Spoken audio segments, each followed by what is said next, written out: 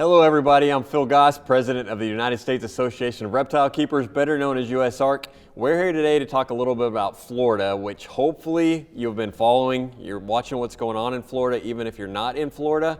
And joining me today is Daniel Parker from USARK Florida, which is a separate organization, and Daniel's going to tell you a little bit about Florida updates as well as USARK Florida. Thanks, Phil. We have a lot going on here in Florida, as most of you following the news probably know. We've had prohibited species rules passed in the last year or so that affect many pet keepers and many small businesses, affecting tegus and iguanas, and then there are other species of pythons that have been included on that list. We're very concerned about more species being added to this prohibited species list, or possibly even a list of species, small list of species that will be allowed and all others will be excluded or prohibited. So we're really concerned about that. It affects a lot of people in Florida. And if you're concerned about this, we encourage you to support USARK Florida. Please go to our website and check us out. We need all the help we can get. Some people have the misunderstanding that USARK and USARK Florida are total anti-regulation. We just want a free-for-all. We want it to be like the wild, wild west out there, and that's not the case. So unfortunately, what happened in Florida for over a decade, they had a very successful, what's called the conditional species program.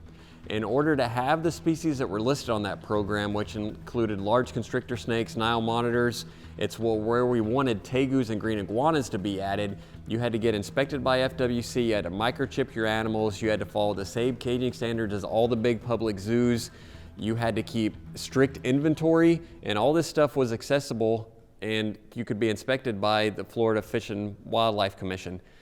They got rid of that for all reptiles except for red-eared sliders, and essentially they banned all these snakes that we had this successful program for, and that's what we were against. We were against FWC getting rid of that program and not allowing even responsible people to work with these animals, and I'm sure Daniel would like to add a little bit to that.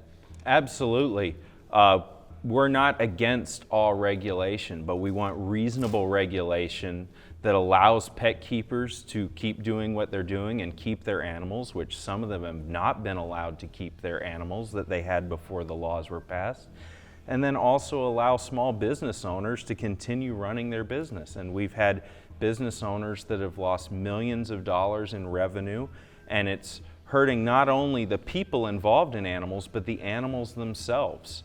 So this is something really concerning to us, and we're worried it's going to happen more in the future. Animal keepers in Florida have felt for many years that we had a good relationship with FWC, and we still have good relationships with some of the people within FWC. I have a good relationship with my inspector. I think she's great. But what has been lost is our working relationship with helping to create the regulations and input into that. And we feel like we don't have the same kind of voice that we've always had in the rules being made which govern us. So we'd love to rebuild that, and we are asking FWC to reach out to us, and we'd like to continue to foster a good relationship going forward. And something else, we're standing here talking about large constrictors and large lizards, large constrictor snakes, and the general public may not get it, but you need to think of this. If you're just someone who's not a reptile person watching this video, think about doing something responsibly for over a decade.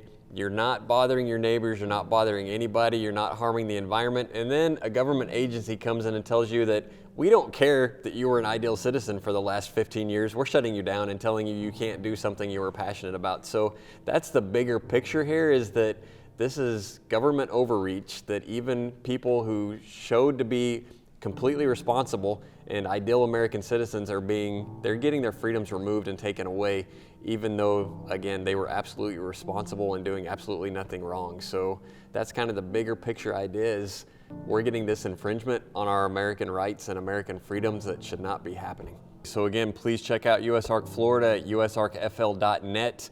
It's free to become a member, sign up for their newsletter, give them a follow, and again, even if you're not in Florida, It's important to follow what's happening in Florida because we don't want that happening in other states. So that's why it was so crucial that USARK Florida got formed. They're on lawsuit number 2. We're trying to nip this in the bud in Florida before it spreads across the US. So thanks everybody for joining us. Thank you, Daniel. Thank you everybody for watching. Good night, America.